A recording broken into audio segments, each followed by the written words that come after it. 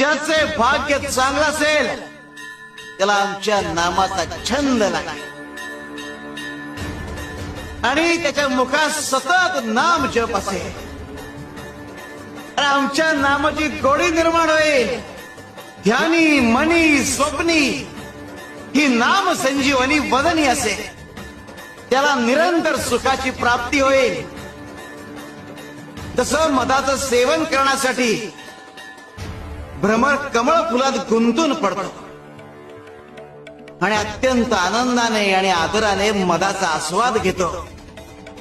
आमच्या भक्ताचे मन आमच्या नामाचे ध्यान लागून उच्च पातळीवर स्थिर होते.